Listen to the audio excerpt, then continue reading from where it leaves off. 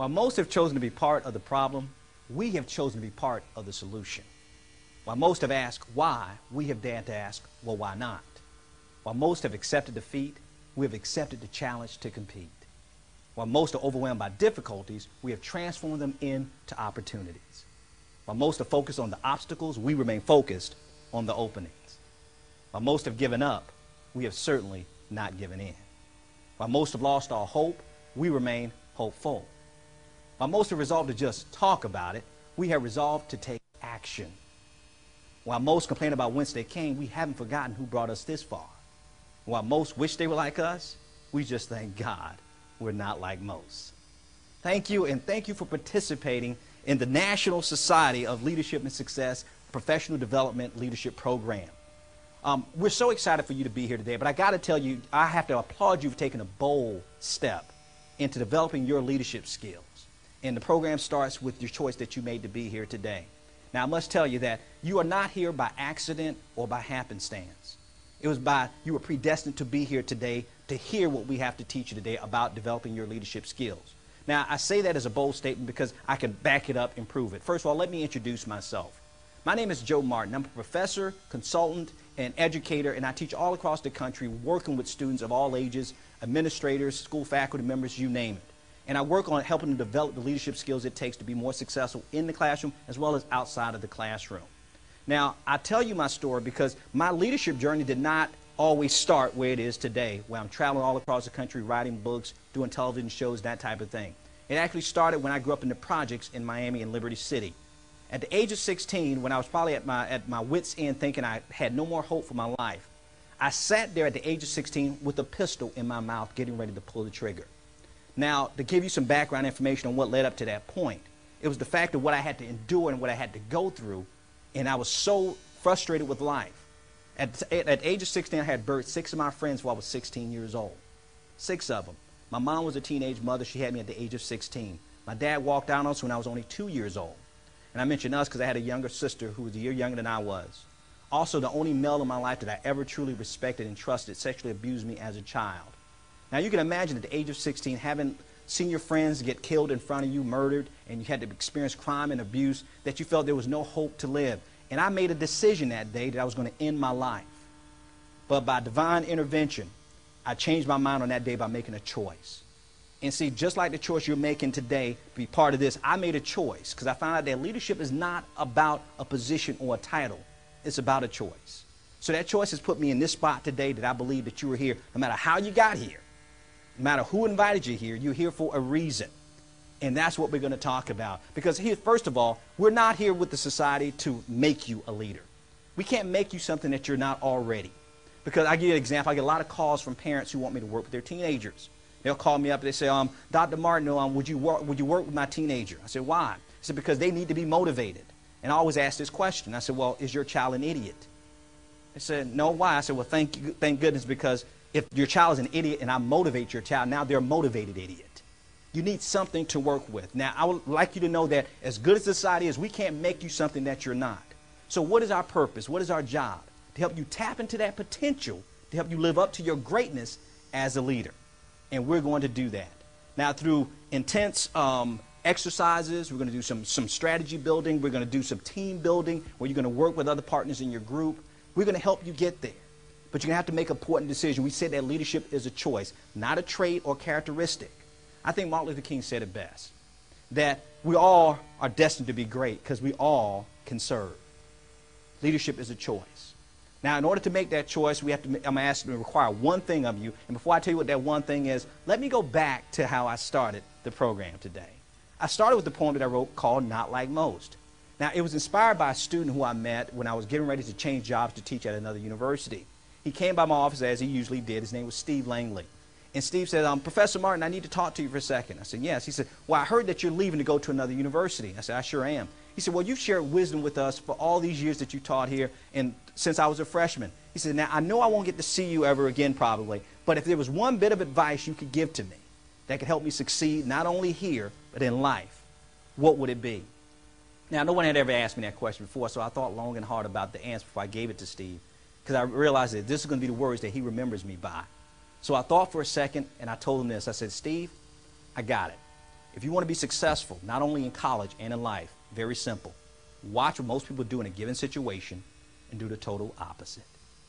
That was my advice to Steve before I left to go to another university. Now, he looked at me kind of funny. I don't understand, Professor Mark. You want me to do the opposite? I said, absolutely. I said, because you look at society today, do most people accept responsibility or place blame? He said, well, they place blame. I said, do most people talk or do they take action? He said, they talk. I said, do most people look for a solution or are they part of the problem? He said, they're part of the problem. So my question is, do you want to be like most, Steve?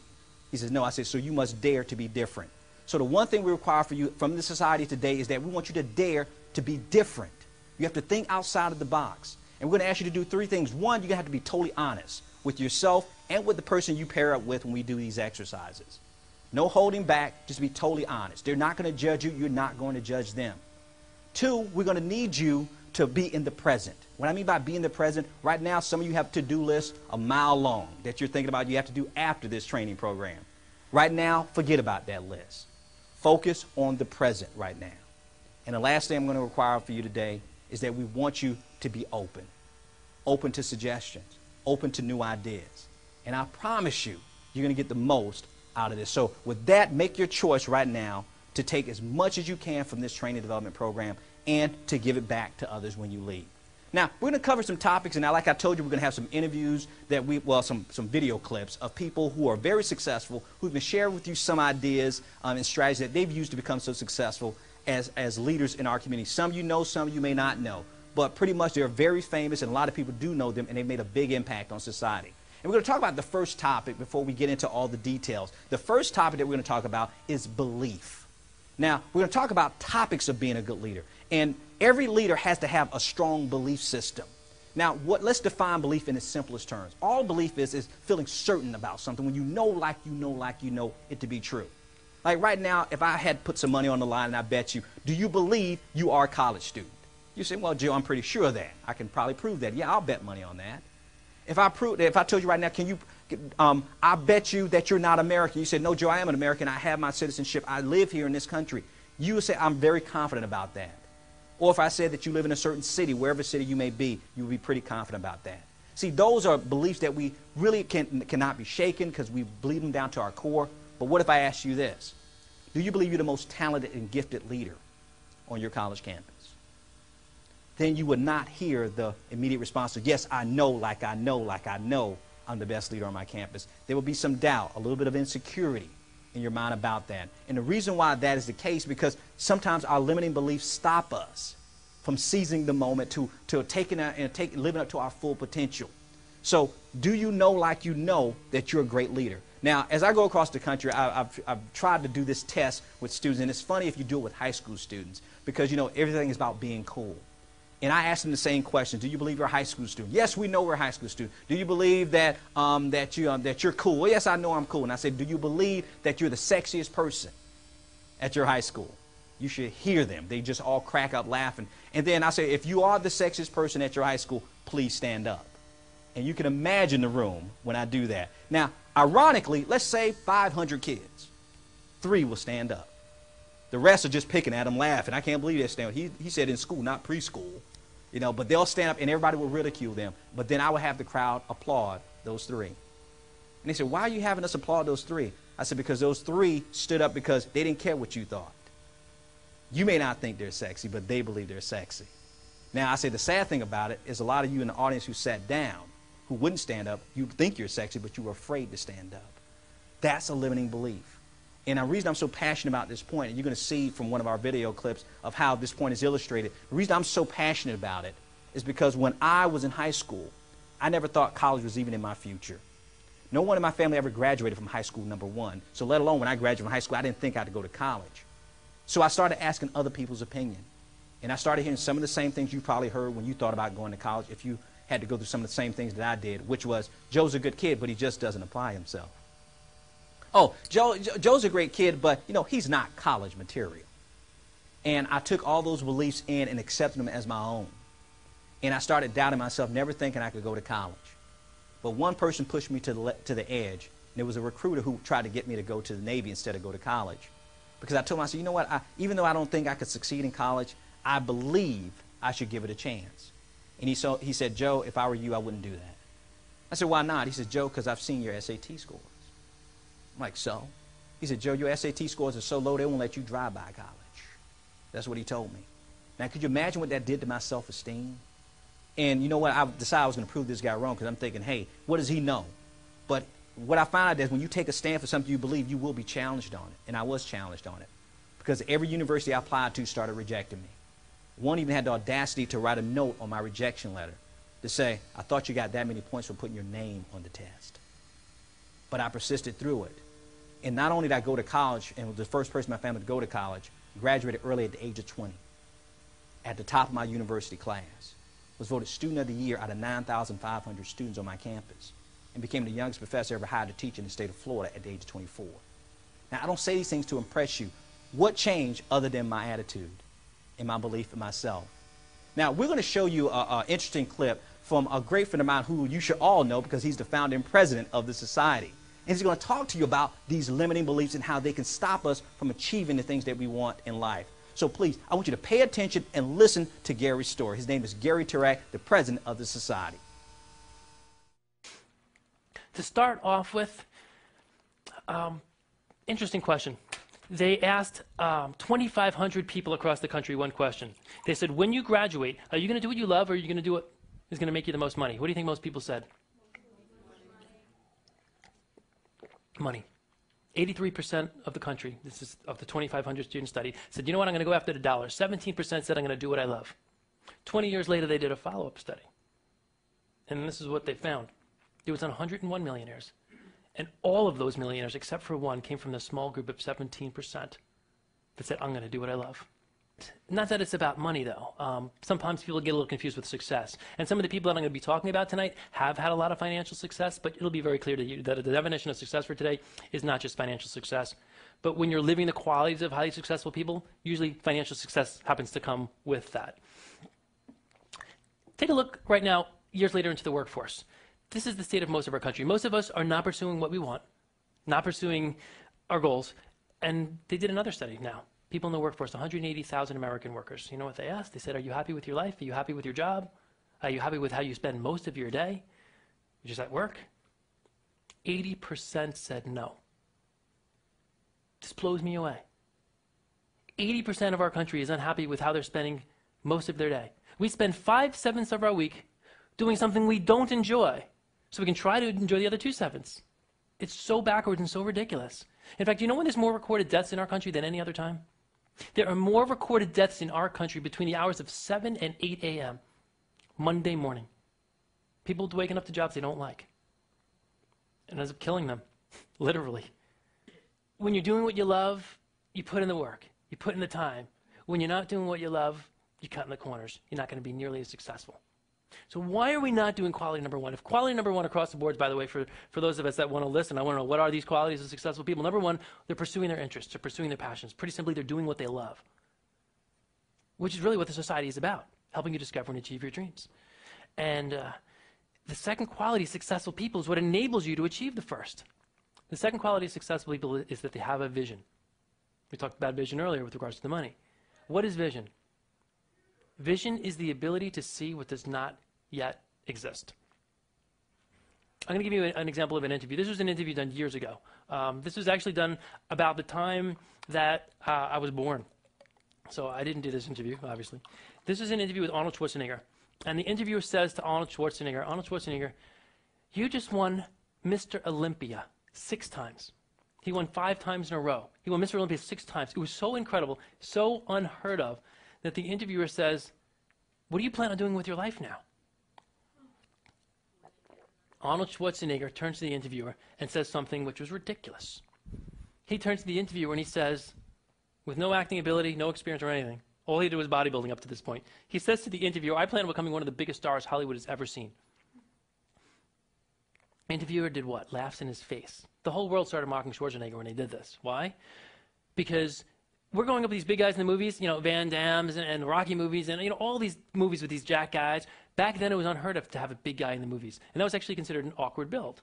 So the interviewer starts laughing at him because, to boot, with his thick, heavy accent, which I'm not going to attempt to imitate, with his thick, heavy accent, as he's speaking there, and this considered awkward build, it was so ridiculous that the whole world started mocking Schwarzenegger. And so when the interviewer turns to him and laughs in his face and says, how the heck do you plan on doing that? He looks the interviewer dead in the eyes. And he says, I plan on doing it exactly the way I did it with bodybuilding. I have a vision of how I'm going to be, and I'm going to fill my body into that vision. And he did. Did he do the same thing with political office? You bet it. The power of vision. What do you envision? What do you picture? Or do you? Most of us don't. Most of us don't envision, and then when we do envision, we're not envisioning ourselves being successful. Why? It's the world we're growing up in. Take a look at this for a moment. They did a study, the National Parent Teachers Association, the NPTO, they did a study and they found that we received 8 negative criticisms for every 1 positive. Take a look in the first grade. 80% of kids in the first grade have a positive self-image. You know that when you go just to the 6th grade, only 10% have a positive self-image? Well, holy crap, how about us as adults or in college?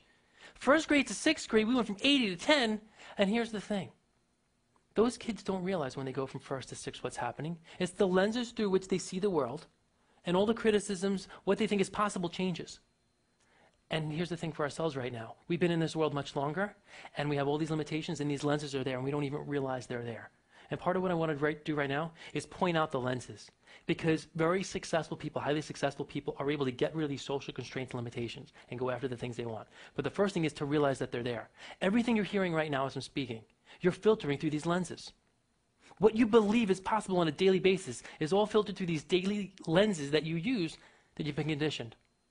But you got to realize that they're there. I'll give you an example. Elephants are known for phenomenal memory. You ever hear that the elephant's memory is supposed to be amazing? What they do, if you ever go to the circus and you see them, you see the elephant's there, and the elephant's going to stand still. And if there's a little wooden rope around the elephant's ankle and a stake in the ground, it'll stand still. It won't snap it, and it can. That elephant can just snap that rope, snap that stake right out of the ground, but it won't. Why?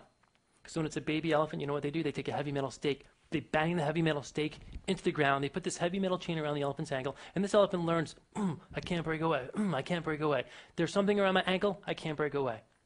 Now it grows up as an adult elephant, you know what happens? It's conditioned. There's a chain around my ankle, I can't break away. Question. What chains do you have around your ankles? You don't realize that they're there, so it's a difficult question to ask. Let me give you, forgetting elephants, let me give you some examples of humans. Right? Better than elephants. The 4-minute mile. We thought it was physically, humanly impossible to break the 4-minute mile. Nobody had ever broken the 4-minute mile since the beginning of people keeping records, for centuries. Until one man comes along, Roger Bannister. And we thought it was impossible. So nobody had ever done it. One year, one man comes along named Roger Bannister. You know what he does? He breaks the 4-minute mile, 4.59 something, just tenths of a second under 4 minutes. So he breaks this record. The world is amazed. Oh my God, the human body has the potential to break the 4-minute mile. It was an amazing feat. We thought it would never happen. He broke the record in about, I think it was May. So quite a bit into the year. Later that same year, 12 people break the 4-minute mile. The following year, over 300 people break the 4-minute mile. What happened? Did people all of a sudden become better athletes? Did the human body change? No, one thing changed. Expectation. That lens and that filter that says you can't do it has changed and it's gone now. The expectation is that it's achievable. I'll give you another example, drive it home even more with regards to students, right? We're all students, or most of us are students here. Student comes into class, sits down, takes an exam, paper exam, walks up to the professor afterwards, hands it in. Now, the student, he came into class late, so he didn't hear the professor make any announcements before class. As he's handing it in, he gives the paper to the professor, and he says, listen, professor, those couple of problems on the board, we don't have to do those problems, do we? This is our exam, right? Because you just wanted to double check. And the professor says, oh, you weren't here at the beginning of the class. Those 2 problems on the board are part of your exam. But I'll tell you what, see your press for time, write them down, working them over the weekend, hand it in on Monday. The student's really excited. He's like, cool. So he writes down the questions. The student works in these 2 questions all weekend long, works his butt off on them, hands it in Monday morning or the next morning. The following morning, there's a knock on his door. Boom, boom, boom, boom, boom, boom, boom. He opens up the door, and it's the professor, and he says, Professor, what are you doing here? It's the professor telling him, listen, George, you came into class late. You didn't hear me tell the rest of the class that if you want to play with mathematics for the rest of your life, play with these two problems.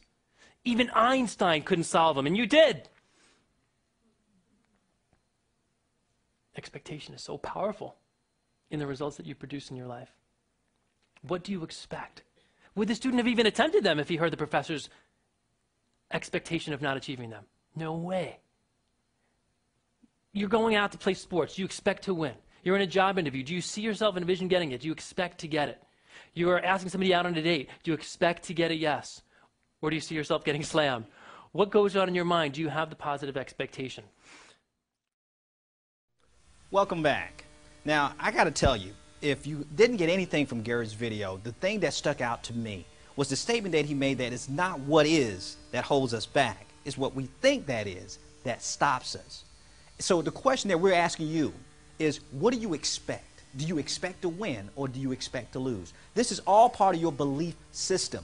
It goes back to what my mom used to always tell me as a child. She said, Joe, until you can see yourself as you could be, you'll never be what you should be. How do you see yourself?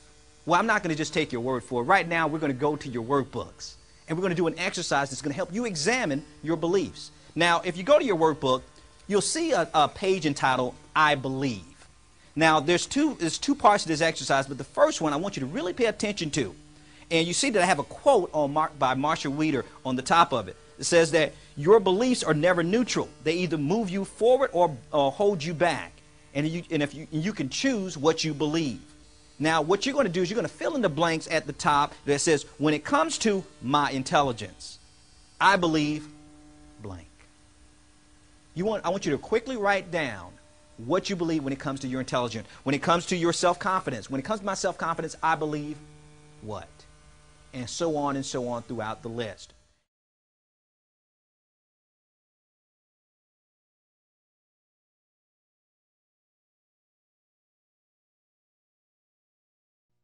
Okay, now that you've looked at the kind of belief that you would like to have, now is the time I'm asking you to step out of your comfort zone. Remember we said in the beginning that you have to be open and be honest. So what I want you to do right now, I want you to pair up with someone that you see in the room with you, and I want you to discuss some of your beliefs and what you like to believe, and even discuss some of your limiting beliefs. Now, if you feel a little bit uncomfortable, that's okay. You can only discuss what you feel comfortable discussing.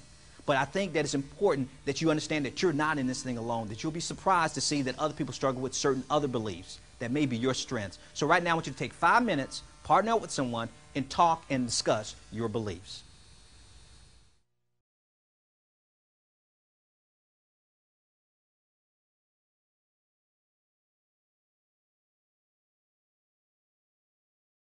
Now, I know the good and well that most of you want to achieve success in your life. You've already set goals for yourself, things you like to do.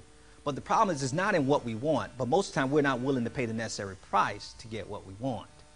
See, instead of us standing and stay, we decide to retire and retreat from our goals and our objectives. And the thing is not to get discouraged. So I'm going to have you challenge yourself to look at some of the things that you may fear, some of the things that may be stopping you from achieving success that you truly want to have. I'll give you a great story, for instance. My sister, I have a younger sister, I told you. When we were younger, growing up, when we were about 15, my sister told us that she wanted to become a doctor. And we thought that was nice that, she had such big aspirations. But my sister had a small problem. She didn't like math or science. Now, we thought, well, how can you possibly become a doctor if you don't like math and science? But she believed that I don't care. She told us that she wanted to come up with cures for incurable diseases. And she wanted to help the terminally ill. So we believed in her and kind of humored her, because most people don't believe in your dreams because they can't see themselves doing the thing that you want to do. So we kept encouraging her until she graduated from high school, and she decided she wanted to go to pharmacy school to get her pharmacy degree, then later on go to med school. Now, she shocked us all, and she was able to pass pharmacy school, and she was applying for med school. Well, she got into med school, even though she barely almost flunked out of undergrad school and trying to get into medical school. She decided that, she says, well, Joe, maybe I made a bad choice because I'm not making the grades I need to be making. And right now I'm struggling in this class called organic chemistry. And they're giving me all these bad letters about how tough it is and that they're going to kick me out if I don't get a better grade on the next test. So she decided to ask her friends for advice. And you pay close attention. She asked her friends for advice. Well, her friends who were not aspiring to be doctors told her, well, you need to pick something easier. No one told you you had to become a doctor. School was never meant to be that difficult. She went to my father, who came back in our lives several years later, and my dad told her, he said, well, why don't you get into something easy? You can always now teach at a college, putting down in my career. So she said, no, I don't want to do that. She said, well, you should consider that, because right now I don't think you're going to make it out of med school. She went to my mother, and my mom gave her some advice that my sister didn't receive very well. You know how your mothers are sometimes. Well, it doesn't matter what you do. We're going to be proud of you anyway. He said, I don't care if you become a janitor. We're going to be happy. We're going to love you anyway. And of course, that was not what my sister wanted to hear, so she began to get discouraged. She didn't think she could make it. So she calls up her big brother, me, and she was crying and in tears. She said, Joe, I don't think I'm going to make it through college. I don't think that I have what it takes. And, my friends are telling me I need to change my career decision. My dad is telling me I need to go some other place. He said, you won't believe what Mom told me. I said, what did Mom tell you? She wants me to become a janitor, and I don't want to become a janitor. And I'm thinking, Mom wants her to become a janitor? What is she talking about? So she said, Joe, I want to know from you, what do you think I should do? She was faced with a challenge. She was easily getting discouraged about all the peer pressure she was receiving from even her own family. Now, I got to tell you, and I'm being totally honest with you, the first thought that popped in my head when my sister said, what do you think I should do? I got a flashback of my sister eating dirt when we were kids. I didn't think doctor material. So I'm thinking, I was getting ready to tell her, don't do it. Find something easy, but I caught myself. And I realized that this wasn't my dream. This was her dream. So I asked her a better question. I said, how bad do you want to become a doctor? She said, Joe, I want it more than anything in life. I said, Joe, I want to do something for my community. I want to help people who can't help themselves. I want to find a cure for some of these diseases. So I told my sister, I said, Penny, I don't care what happens. Don't you quit. Don't you give up. I said, I don't care if the school has to kick you out. Don't you drop out. See, we have to understand there's a big difference between quitting in life and failing in life. See, we're all going to fail. I haven't met a person yet who hasn't failed at something. But see, failure is temporary. Quitting is permanent. Remember, we started with everything's a choice. You choose what you believe, and you choose on how you're going to face your challenges. Are you going to stick, stand, and stay, or are you going to move through that pain? Well, my sister decided a choice to stick it out, and she became the first doctor in our family. I just talked to her a couple of weeks ago. She's getting ready to start her own clinic for AIDS patients because she wants to find a cure for AIDS. Now, it shocks me that this girl who I grew up with, who used to eat dirt, had enough persistence to stick to her dreams to pursue it. Now, people look at my life and they say, Joe, you've overcome a lot in your life, but my sister is my hero because no one ever thought she would do anything that she's doing. Most people are not surprised that I was able to overcome a lot of my odds, but my sister is a miracle walking because she's a testimony of what you can do when you believe in yourself. And that key is a choice. So you are going to face some challenges. Now we're going to examine purpose. And now, I know that's not a topic that's discussed a lot on college campuses, but I think it's the most important topic that you can ever discuss. Now, when I go across the country, I'm typically asking students all over, what's the most important decision you can ever make in your life that 97% of the people will never make? Let me say that again. 97% of people will never make the most important decision of their life. What is that decision? Now, I can tell you from doing probably over 100 different presentations, only 2 people have ever come up with the answer. One was an 8th grader. And the answer to that question is deciding your purpose for living. Now, I know that sounds real philosophical, but we can break it down for you. It's not just deciding your purpose for living. It's deciding why you exist. Too complicated? Let's make it even more simple. Deciding why you're breathing. It's the most important decision of your life. Now, for some of you who may think that breathing is not that important, well, stop doing it right now. And you will realize that you will not want to hold your breath for long. So the question is, why is that air going in and out of your lungs? Now, I'm going to make a statement that will probably be controversial on a lot of your campus, but you got to understand I am a professor, so I'm qualified to make this statement. College will never answer the most important questions of your life. There's 4 questions that we all will ask. I don't care what your gender is, your race, your religion, it doesn't matter. We're all searching for 4 answers to 4 questions. Here are the 4 questions. 1, who am I? 2, why am I here? 3, where am I going? And 4, how do I get there from here? Now, I've been teaching for over a decade. I have not read a book yet or taught a class that answers those questions. Now, college is a great thing. It's an opportunity for you to get into a gainful employment.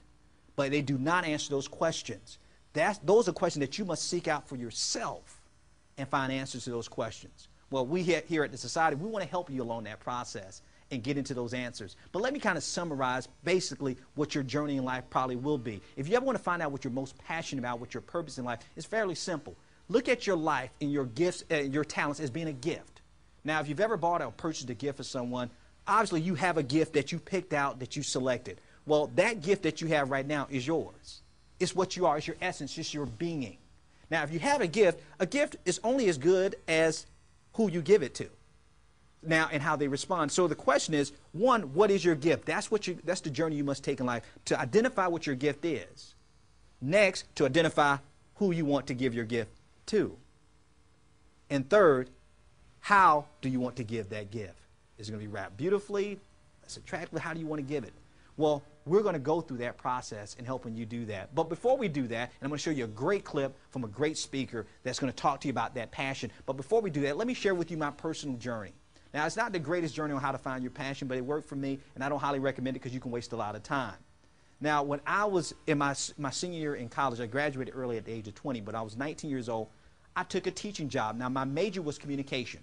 I was learning how to be a PR person, so I was going to work in a PR firm. That was my dream. Well, like most college students, I was broke in my senior year, and I needed some extra money. And this lady approached me while I was working in a mall, and I was selling cameras in the electronics section. And she never bought anything, but she came in our store for 2 weeks straight. And she was an older lady, probably about maybe 60-something. And it kind of freaked me out because here I am 19 and this 60-year-old is looking at me. So I'm thinking she's not buying anything. So I got so frustrated, I went up to the lady. I said, "Ma'am, may I help you?" And she looked at me and she said, "Have you ever thought about teaching?" Just out of the blue. I'm in the mall in a camera store selling electronics. I said, "No, ma'am, I never thought about teaching." And I said, why would I ever want to teach? She said, "Because you have the gift." I'm like, "What gift?" She said, "The gift to be able to educate." I said, "Well, ma'am, first of all, you're talking about teaching. Don't you have to like kids?" "I don't like children." And she says, "Well, no, you don't have to like kids to teach." And I'm like, "Come on, lady, you're crazy now. What do you mean you don't have to like kids?" She said, "No, a lot of teachers don't have children. You have to love teaching children." I said, "Well, that sounds good, but what makes you think that I will be a good teacher?" And she looked at him and she says, "I've been coming in your store for 2 weeks. She said, "You don't know a thing about cameras, do you?" I said, "Well, no, ma'am, I don't." She said, "But however, I've seen customers come in your store and you have communicated them what this camera does. And they've actually bought the camera, but yet you just told me you didn't know anything about cameras." She said, "How are you able to talk to them about cameras if you don't know that much about them?" I said, "Well, ma'am, what I do is on my break, I go in the back and I read the manuals. And that stuff is so technical and so complicated. So what I do is I just kind of break it down for them so they can understand it." She said, "That's what a teacher does." I said, "Well, ma'am, what, are you offering me a job or something?" She said, "Yes, I am. I would like you to come teach at my school as an intern." I said, "Well, how much?" See, and I want you to catch the question that I asked. I didn't say, "How will I serve? How can I help? Who will I reach?" My motives weren't right. I said, "How much?" And she said, "Well, since you're an intern, you won't get paid that much. You only get paid $7.50 an hour." Now, I got to tell you, at 19 years old, $7.50 an hour, it may not be a lot of money now, but to me, I would have dressed up in a Barney outfit and a tutu for that kind of money. So I said, "Yes, I'll take the job." And do you know I quit that same day? But you notice something happened. She asked me would I take the job, but I didn't ask, one, who was I teaching? Two, where was I teaching? I just accepted the job because I wanted the money. Well, I went to the school, and I found out, one, it was in a bad neighborhood. Strike one. Should ask more questions. Then I noticed it had elementary on the front of the school. Strike two. I'm teaching little kids. Then I walked into this room and I opened the door and there was 26 kids, snotty nose and everything, looking at me. And I was their new teacher. And I'm thinking, I made the biggest mistake in my life. And you know, kids at that age, they're 6 and 7 years old. They don't know how to lie to you, so they tell you the truth. They tell you what's ever on their mind. And they're looking at me, "We don't like you." And I didn't say a word yet. "And you're short too." And they were picking at my height and everything. So I wanted to leave and run and see if I can get my old job back. And the lady, Miss Hutto, she said, "Joe, where are you going?" I said, "They don't like me. I can't teach these kids." She said, "Joe, no, because they don't know you and they just lost the teacher they loved." I was like, "That's even worse." She said, "No, Joe, you should do it. This is where you need to belong." So I got to tell you, to make a long story short, I loved it. I would have done that job for free, which is a good sign to find out your passion. Something that you're willing to do where you don't get paid to do it. And I loved the job so much that I thought, wow, this is my calling. But I had one small problem. Remember, my motives weren't right. How much money do teachers make? Not much. And I came from the projects. I don't want to go back. So when I graduated the next year, Miss Huddle, she says, Joe, after I left the teaching job, she says, so you're going to go back and get your master's degree in education, aren't you? I said, no, ma'am. She said, Joe, you're not going to become a teacher? I said, no, ma'am. She said, Joe, why not? I said, because you don't get paid much. And I don't want to spend my life making your type of salary. This lady never said a mean word to me until that day. She said, Joe, you look at me. She grabbed me by the shirt. She said, I don't care what you do. She said, you're going to end up teaching. I said, whatever, Miss Huddle. Well, you're crazy. Well, I'm a professor today. And I go around working with educators all over the country. Ms. Huddles was right. Now, I told you that I wouldn't recommend how I did it because the way I found my passion was running away from it. I knew I was called to teach, but I tried to outrun my gift, my talent. And guess what I found out? That you don't have to try to find your purpose. If you run away from it long enough, it'll find you. So now we're going to talk about the steps on how you can find your purpose. But before we do that, I want to show you a video clip from Alan Dershowitz. Now, that name rings a bell to you because he's probably one of the most famous defense attorneys in the country. Some of his clients, he's had clients, 10 billionaires has been his clients. But some of his famous clients that you may recognize, Mike Tyson, O.J. Simpson. Now, withhold your judgment until you hear this guy. He is awesome. But I want you to take a look at his clip and see if you can catch the key point in this video clip. Passion. We all think a lot of passion, but passion is not only reserved for the bedroom. Passion has to be a part of every aspect of your life. You have to be passionate. You have to work passionately toward the goals that you want to achieve. You have to see the world as the object of your passion. You can't just go into your work and into your life saying, well, today I get through this part of my work. Tomorrow I get through that part of my work. I have a friend who is a great lawyer, just retired after many years. And I think he looks back at his career and says, I haven't been successful. He made a lot of money, but he'll tell you he hasn't been successful. Why? He never got passionate about his work. He was passionate about his hobbies, and he would go to work every day looking at his watch, trying to figure out how much more time until 5 or 6 o'clock so we can get to his real passions, making furniture and sailing boats. And he did that great, but he never really saw his life, his work, in a passionate way. He became cynical about his work. I think you got to get a job that you're passionate about. You got to get a job. I've been very lucky. I get up every morning and I say to myself, oh my God, I can't wait to get to work. What's going to be the day today? What's it going to bring me? I can't wait to get to my classes. I can't wait to hear what the students have to say. Now, I admit my life is not typical. My typical day is not the typical day of most people in boring jobs. I get to work in the morning and I meet some of the brightest students in the world in my classes.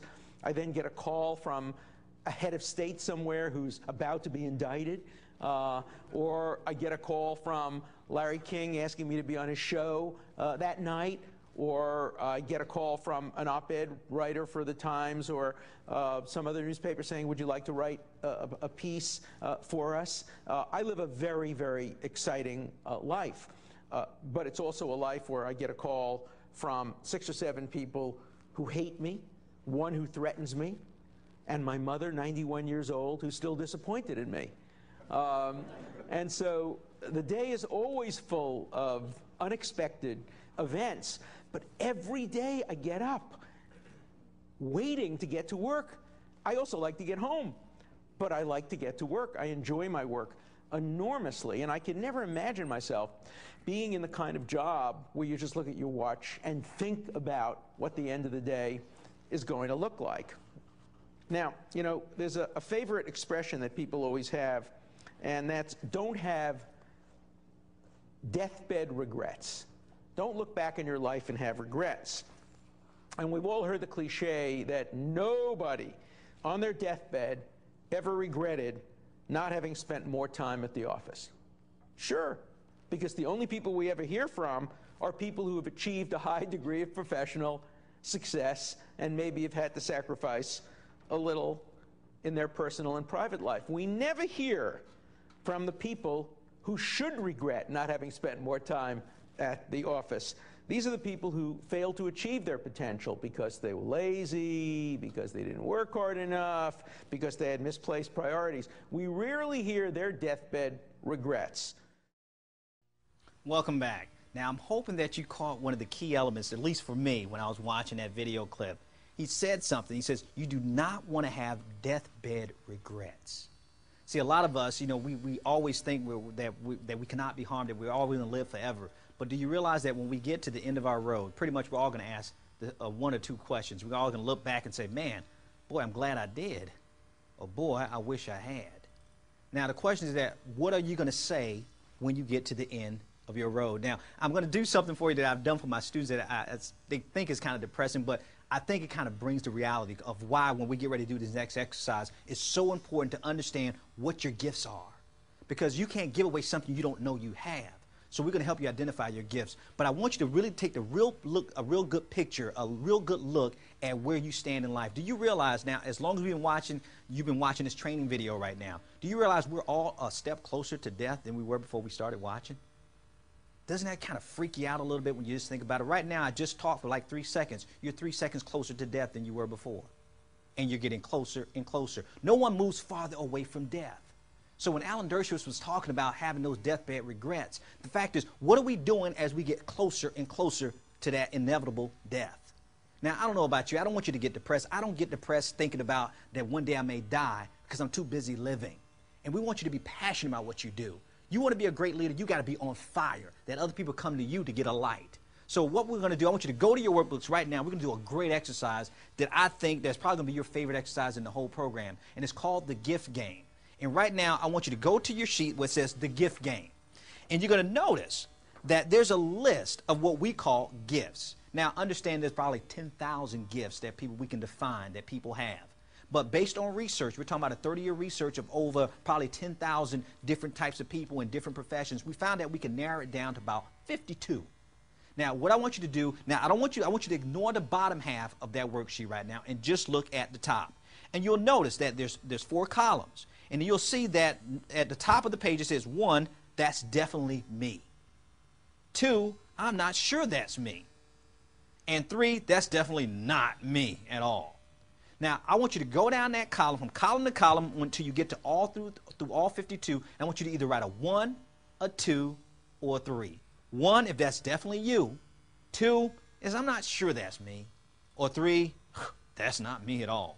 And just to give you some help, I'll go through the first one just for myself personally. Bring out potential. I'll let you take a guess at that. That's definitely me. That's a 1 for me. And we look at the next one. Sell intangibles. I would say that's me sometimes. I sell the intangible because purpose is not really tangible.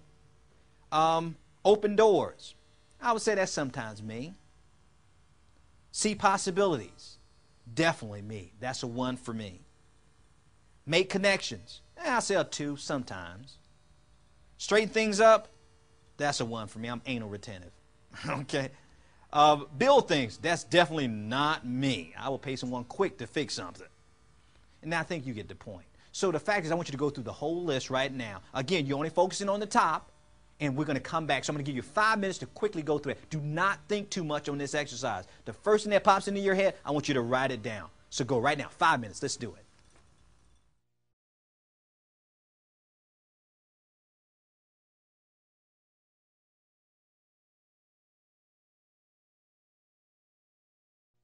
All right, now you should have completed that exercise. Now, some of it might have been a little bit tough for some of you. And just, I know that usually we get a lot of questions about some of the gifts on the sheet. And I'll pick one in particular that tends to be one that people ask me a lot about. They said, Joe, what do you mean by, as far as composing things?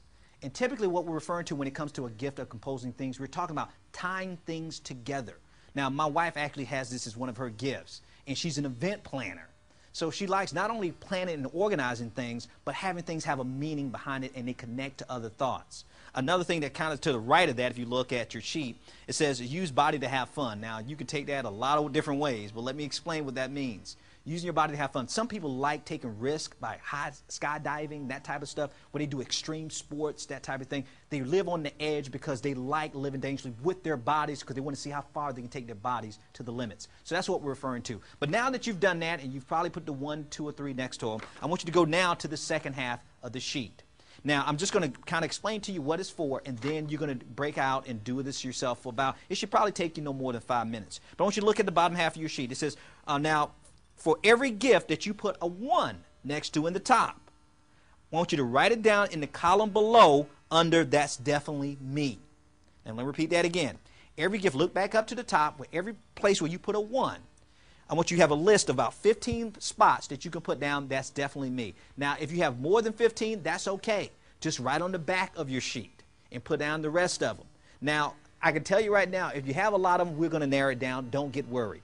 But right now, I want you to write down all of those down to the left side, every one that you put a 1 next to. Now, after you do that, you're going to go to your middle column where it says, what do I usually give to others, to most people? What do I give the most? And now you have to know yourself and think about it for yourself. If it's something like bringing out potential, do I give that the most? Now you're going to look at the one you put down in column 1, which said that's definitely me, and I want you to pick your top 10. And you're going to put it in that middle column, your top 10 ones. Now if it's less than 10, it's no problem. That's even better. But if it's 10, I want you to stop at 10. That means you're going to have to make some tough choices. That means you will have to cut some of your ones. But you're going to stop at 10 as your max. Then you're going to go to the third column, which is number 2. It says, what others say that I give the most. Now, I want you to think of your associations, people that you spend a lot of time with. They know your gifts. It's amazing how I can look at, if I know someone, I can probably pick out their gift before they can pick it out because I've spent a lot of time, quality time with that person. So what we want you to do is take the 10 that you have or less, and now you're going to narrow it down to 5. These are all ones that you picked originally. And you're going to put down, what do others say you give the most? Next, you're going to go to number 3. It says, what do I get most excited about giving to others? Alan mentioned that in his video clip about being passionate. Now, out of those things you put down under the 5 or maybe less, write down at the max 3 things that you get most excited about giving. Now, the last part is going to be something we're going to do on the next page, in which you're going to fill that in later. But for now, I want you to go through this list, and we're going to take, we'll take about another 5 to 7 minutes for this one. Okay, do it right now.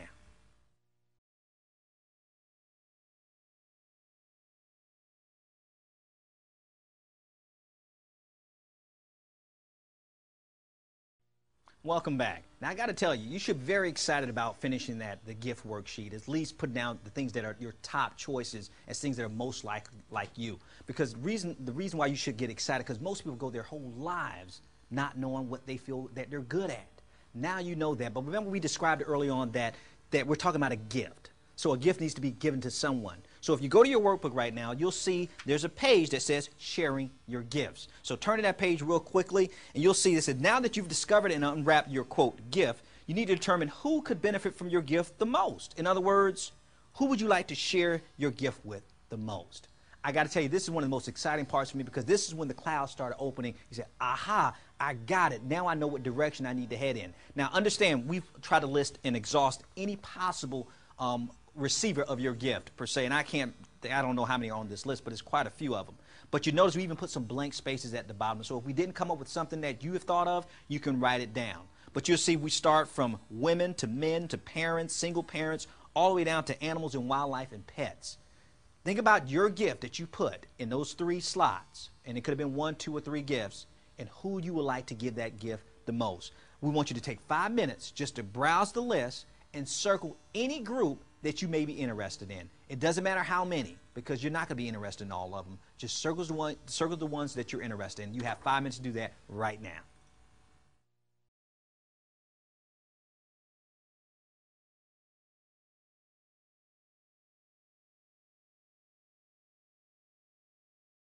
Welcome back. Now I got to tell you, I'm excited. I don't know how excited you are, but I'm excited that you've gone this far in this particular exercise, because now we're going to the last step of finding your purpose and understanding your gifts. And it's a question I get asked by probably 9 out of 10 students every time we talk about purpose and finding your passion. And here's the question.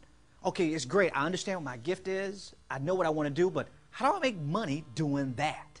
See, we're concerned about several things that keep us from living our purpose. One, we're afraid, what if I'm wrong? Will I ever make money doing that? What will my friends and my family think if I do that?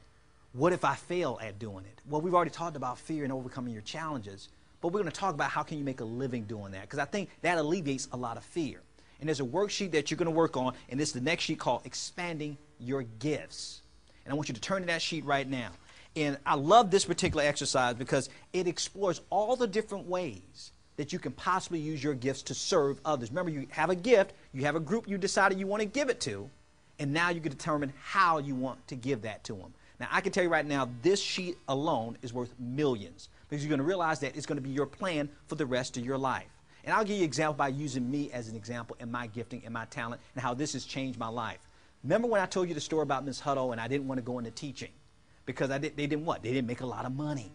So I thought, wow, but I decided to bite the bullet. I said, hey, it doesn't matter about money. I just want to give back and serve kids. Understand, children and students, college students and students who want to learn and have a desire to learn. That was who I wanted to give my gift to. And what was my gift? Bringing out potential. That was my top gift. So I said, I want to do that, but I found out that, wow, I really wasn't making a lot of money. Then I found out one of the biggest mistakes we make in choosing our careers. We look at our careers in a linear fashion, as opposed to looking at it in a wide fashion. Because when we look at things in a linear fashion, we look at how many people have had jobs doing that thing and how much money do they make, as opposed to asking a better question, which I love, is how can I serve more people doing this? In other words, I know my gift. I know who I want to give it to. How can I give it to more people? Now, I want you to look at that sheet. And you're going to work on this by yourself, but I'm going to show you how this works. Now, look at the top, and I'm going to fill in the blank for me. When it comes to your gift, talent, ability, which is mine, is bring out potential.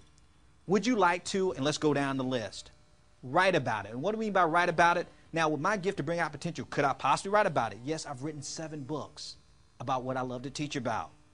Can I sell it? Of course you can sell it, because guess what? People buy books. They buy products. Do I want to promote it? On television, I've had my own television show, and I host a radio show right now.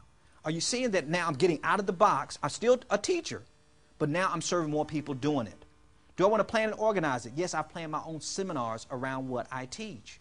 You can consider this medium right here as being a seminar. Can I speak about it? Of course I speak about it about 60, 70 times a year. And now you can see we can go down the list on and on. Now, if you haven't caught on to the little clue about this thing, could you imagine that those things could keep me busy for the rest of my life? So you know the word I should never use when I'm using my gift and talent to serve others? That I'm bored. There's not enough time in a day to do all of these things. And if you ever feel like you're bored, that means you haven't tapped into your passion. You can't possibly complete all these things before you die. But the great thing about it is, guess what I found out?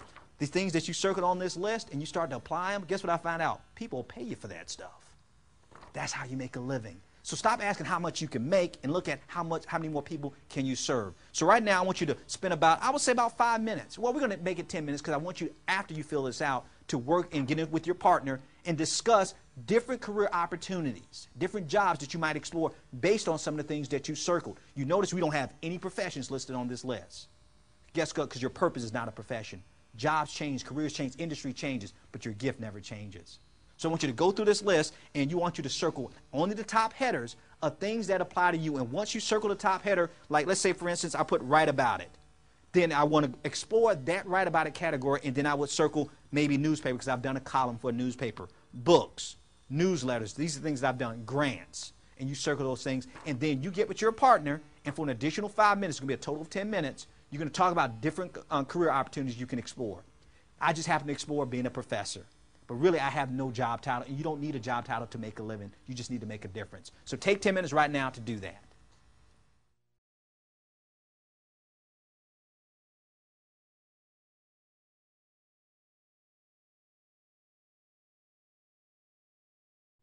Welcome back. Now, I hope you're as excited as I am about completing that exercise. I know the first time I went through it with my class, they were so excited about now maybe looking at exploring different majors, looking at different career opportunities, taking internships.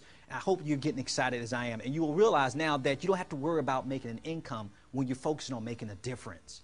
Now, that was purpose. Now we're going to go to the next topic, which I think is probably the toughest step in this whole program, but also the easiest. And you'll see what I mean in just a second. And it's our ability to take action. And we're going to talk about action right now. Now, I got to tell you, I believe that there's some major lies, or what I call half-truths, that we've learned in life, and some of you already know, and you probably complete the sentences for me, that experience is the best teacher. That's a half-truth. Experience is not the best teacher. It's a good teacher. Guess what's a better teacher? Other people's experience. That's what we call a half-truth. Another one that you're probably familiar with is not what you know, it's who you know. Half-truth. No, it's not. It's good to know somebody, but guess what? If they don't know you, it doesn't matter. It's who knows you. And you also heard this other half-truth too. Oh, I'll believe it when I see it. That's half-truth. No, you'll see it once you believe it.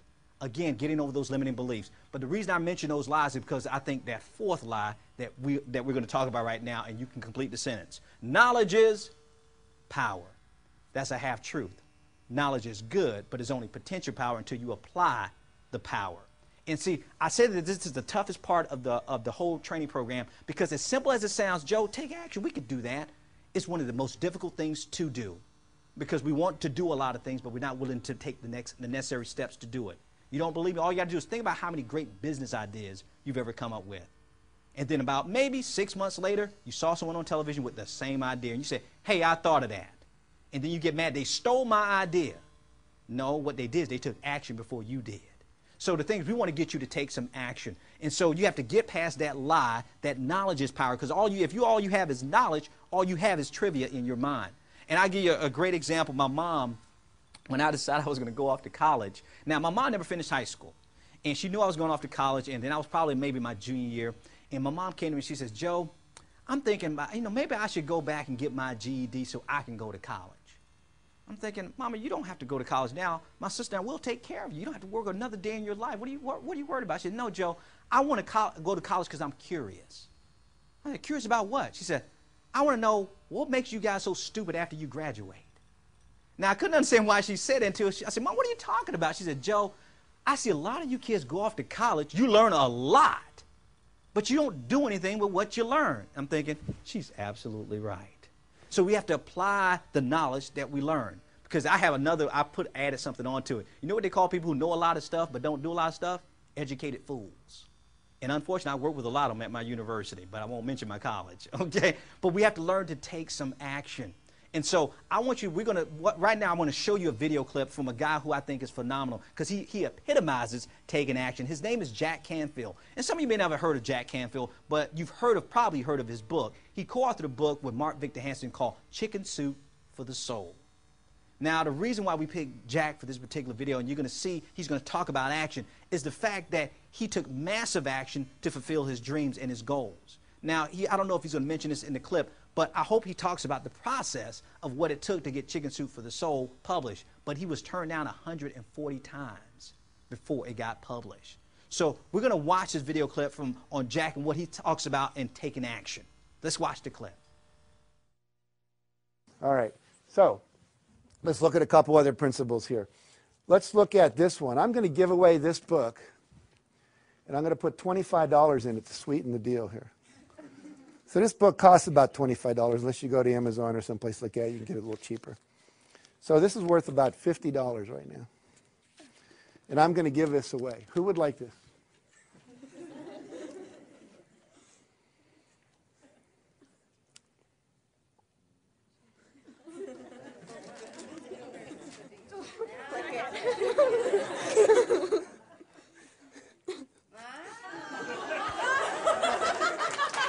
It's yours. Congratulations. Excellent. Now, what did only 3 people in the room do that no one else did? Yeah, they got off their what? Their butt. Yes, exactly. Got off their butt. Now, here's the deal. One of the principles that are written down is you got to take action. See, it's not enough to know this stuff. You got to do it. You got to take action. And action is critical to being successful. Now, some of you, as soon as those 3 people stood up, did anyone else kind of get the idea? Maybe that's the game. You got to go up there and get it. And yet, you didn't do it. And whatever kept you in your seat, whatever you told yourself is probably what keeps you on your butt in life. You know, like, what if he's like not serious? What if I go up there and he doesn't, this isn't the game, I just make a fool of myself? You know, all these reasons we're afraid. See, and one of the big actions you have to take is asking for what you want. And I wrote down on the handout, ask. You got to ask for what you want. And you got to ask a lot of people. See, as I said, there's 6.4 billion people on the planet. We had to ask 144 publishers to publish our book. Okay? I had to ask a lot of people out in college before I ever got a date. It was just the way it was. But if I'd have stopped, you know, at 100 people for my publishing thing, I wouldn't be standing here today. None of you would ever heard of me. So you got to be willing to ask. And one of the principles down there says reject rejection. So I want to basically explain to you that I think rejection is a myth. Rejection does not exist. So I'm going to go back to Tara here for a minute. If I were to ask Tara to have dinner with me after this and she said no, everyone would go, what is it? Tara. If I asked her and she said no, everyone would go, ooh, you got rejected. Not only in front of all these people, but 30,000 people on television saw you get rejected. But see, let's really examine this. Did I really get rejected? Did I have anyone to eat dinner with before I asked Tara? No. Did I have anyone to eat dinner with after I asked Tara? No. Did my life really get worse? No, it stayed the same. See? Let's just say David decided he wanted to go to pharmacy school. What's one you'd like to apply to? Rutgers. Rutgers. Okay, so let's say he applies to Rutgers and he doesn't get in. He wasn't in Rutgers before he applied. He's not in Rutgers after he applied. His life didn't get worse. In fact, he spent his whole life not going to Rutgers. He knows how to handle that, right? Now, more than likely, you will get in. You're a very bright young guy. You're a member of this organization. So the point is, you probably will. But see, rejection is a myth. And if there's something to gain by asking and nothing to lose, by all means ask. And one of the other principles says practice persistence. Practice the rule of 5. Never give up. Never give up. I have a friend who wanted to be a chiropractor in a town where they said they didn't need any more chiropractors. And the chiropractic office wouldn't even help him go out and establish a practice. There was a local association. So what he did was he went out, and for 6 months, he drew circles around where he wanted his office to be. And for 6 months, he started every morning at 8:30, and he knocked on doors till about 8 at night. And he would introduce himself, saying, I'm a new doctor in town. I'll be opening an office in 6 months. And he would ask them 4 questions. Should I call my practice this or that? Should I advertise in this paper or that paper? Should I stay open early in the morning for people with 9 to 5 jobs, or should I stay open from 5 to 7? And then he said, if I have an open house, would you like to receive an invitation? And anyone who said yes, he wrote their name down. 6 months later, he opened his office after knocking on 12,500 doors, talking to 6,500 people. His first month in practice, he made $72,000. He made over $1 million that year in a town that did not need another chiropractor. So again, never let anyone tell you what's possible. Don't ever give up on your dreams. You got to persevere no matter what, because you can have anything you want if you're willing to do that. Now I got to tell you, I learned about this the hard way because I didn't realize that pretty much everybody's watching us. But I got to tell you, my first job right out of college, because I didn't think I wanted to become a teacher because I told you they didn't get paid enough. So I took my first job out of college was to be a PR professional. And I worked for the largest government agency in the country, the Social Security Administration.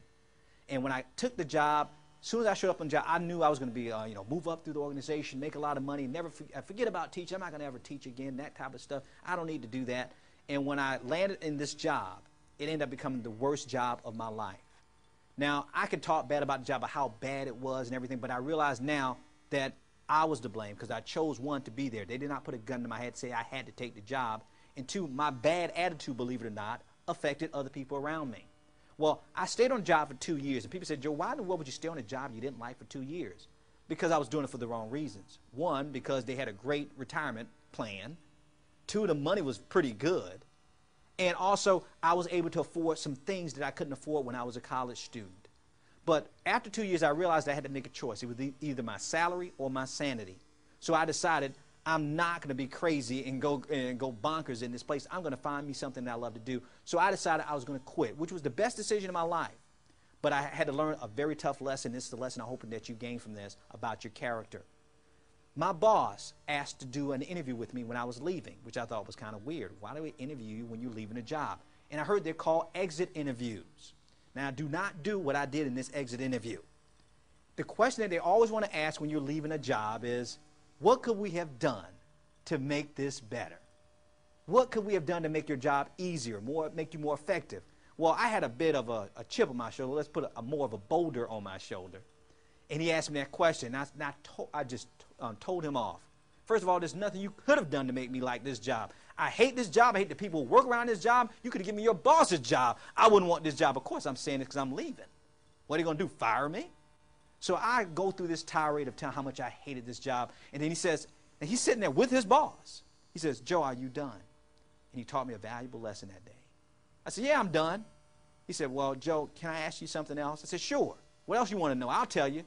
He said, Joe, do you think this place was like this before you arrived, this work environment? I said, sure, I'm sure it was like that before I got here. He says, now, you've been here how long? I said, 2 years. He said, now that you're leaving, is it going to be that way when you leave it? I'm like, yeah. He said, so, Joe, I must apologize to you because you're right. We did waste your time. But you also wasted ours because our place is no better off than when you first came. That hit me like a ton of bricks to realize that I became part of the problem, not the solution. See, that's not good leadership skills. I cannot believe that I spent 2 years on a job and I didn't make it better than where I found it. And that's when I realized that your character speaks so loudly about who you are that nobody can hear what you're saying. But I made a decision after I left that job that I would never allow that to happen to me again. Now, I got to tell you now, I really pride myself on making sure that I'm a person of integrity. But I tell you, when you're really tested on your integrity around people that you love. And I got to tell you, when I got the news that my wife was pregnant and I was going to have a child, I got so excited. Because you got to understand, I did not have a father figure. And when I found out I was going to have a little boy, oh, I went crazy. I get to be a dad. I get to show him things. And then all of a sudden, that excitement turned to anxiety. Because I'm thinking to myself, what do I teach him first? Do I teach him about setting goals, about following his passion, about his gift, about his talent, about his faith? And all of a sudden, I started not being able to sleep. I started losing weight and thinking, my wife said, what are you stressing out for? I said, I don't know what I'm going to teach our son when he's born. She said, well, Joe, I'm sure you'll figure it out. And then guess what? I did figure it out 2 months before she had the baby. I told my wife, I said, baby, I figured out, I know what I'm going to teach our son when he's born. She said, Joe, what are you going to teach him? I said, nothing. And she looked at me like I was crazy. She said, Joe, you mean you've been tossing and turning and you came up to the conclusion that you're excited about that you're going to teach him nothing? I said, baby, I'm not going to teach him anything. I'm going to show him everything. And my wife didn't understand it at first. And I said, baby, let me explain it this way. What better way to teach him how to respect a woman than to have him watch how I treat you? What better way to teach him about how to serve on his job than to have him come to my job with me and watch how I serve? What better way to get him to care about his community outside of his own home than to have him volunteer with me in the community? And those things my son has done. He's come to work and sat in my class and watch how I interact with my students. When he was 4 years old, we took him to his first soup kitchen to feed the homeless. He had the little apron on and everything. You know what he asked me at 4 years old? He asked me, he says, Dad, he said, they can't cook? I said, yes, son, they can cook. He said, Daddy, why are we feeding them? I said, baby, because they're less fortunate than we are. At 4 years old, he had no idea what we were actually doing. But did I plant a seed that he realized that Mom and Dad don't talk about the homeless problem in our city? We're doing something about it. See, what you are speaks so loudly, nobody's ever going to hear what you say. And the reason why we don't get the results we want through other people, because they're not listening to us. They're watching us. We got to ask ourselves, what kind of examples are we setting for other people? Now, I'll give you a quick test to find out if you're being a positive example and you're walking with good character and good integrity. Quick test that I do with a lot of educators. I ask them this question. If serving was a crime, would there be enough evidence on your job to convict you? If serving students in your organization was a crime, would there be enough evidence in your organization to convict you? Here's another good question. What if you were only paid based on what you gave to others? How long could you survive on the paycheck? If you were only compensated based on what you gave to others in service, how long could you survive on the paycheck? Here's a great question. If everyone in your organization was just like you, how would the other members respond? How would your faculty advisor respond? How would your vice president respond? How would your president of your organization respond if everyone in your organization was just like you? Well, here's my favorite question. Do you brighten up a room when you enter it or when you leave it? What a great question. That goes strictly to the core of your character and what you represent. Now, the great thing, I shouldn't be asking you these questions. See, the great thing about it, I should ask the people who you're around, because they will have an opinion about those answers to those questions for you. So I want you to check yourself to see if you're living with integrity, that you're leading with integrity. Now I got to tell you, we've covered a lot of materials, and it's been a long time. I'm glad that you've been a pioneer, that you've lasted this long. And the first thing we want you to do, if you look at your workbook again, you'll see that there's something called a purpose statement. And you'll notice that when you did the gift game worksheet and you went through the process of sharing your gift and expanding your gift, you realize now that you know what your gift is. Now, what I want you to do is fill in the blanks, and I'm going to share with you what I put in on my sheet. It said, my life's purpose is to use my gift was bringing out potential to help who? College students. That's who you're serving. So I put college students in there. Now, the last part I can't help you with. That's something you have to do on your own. To do what? What do you want to accomplish, your end result? Well, I'll tell you what I put in mine. So mine reads this way. My purpose in life is to use my gift to bring out potential to help college students to learn, lead, and live with passion. That's what I wrote. And what you're going to do, you should probably already know what I'm going to ask you to do. Now, if you feel uncomfortable sharing that with them, that's okay. You don't have to do it.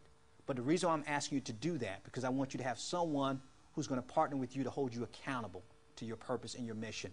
My wife knows my mission, and I know hers.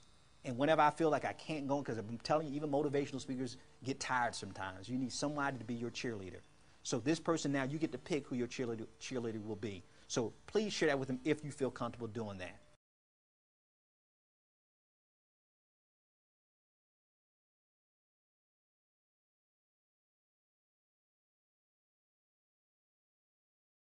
And if you go to the last page in your booklet, this is important. You've gone through a lot of hours sitting here going through this training program, and we want you to get credit for it. And the way you get credit for it, that you will complete that form in its entirety, and you will give that to your advisor, and they will make sure that your attendance has been confirmed and that you get credit for attending this program.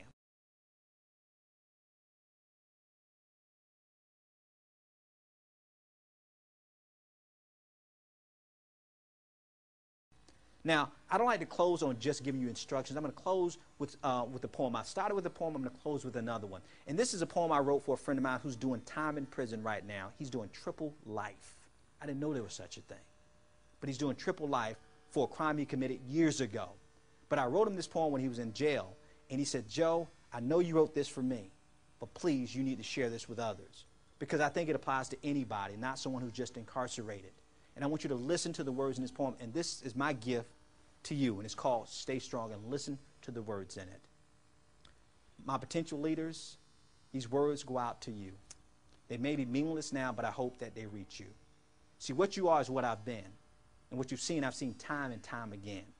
Yes, I know the road you've chosen may still bring doubt because your friends have chosen a different route.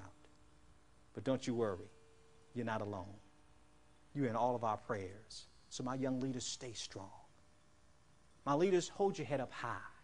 See, the others may doubt you, but no, not I. See, I cry for you as you will too for someone else. And you know that we believe in you, but the question is, do you believe in yourself? Now, as society points the fingers and try to discourage you through it all, stand tall to yourself and God be true. When the road gets rough and it seems too long, don't forget those great people who paved the way for you. For them, you've got to stay strong. My young leaders, my heart goes out to you because I wish you didn't have to do the same things that we've all been through. But I can assure you to make you a stronger woman or man, because if anybody can do it, God knows that you can. Now, say what they will, you're stronger than they ever know because your great destiny was determined a long, long time ago. So when you finally decide to give something back to those who doubted you all along, remember, stay young, stay proud, but most of all, stay strong.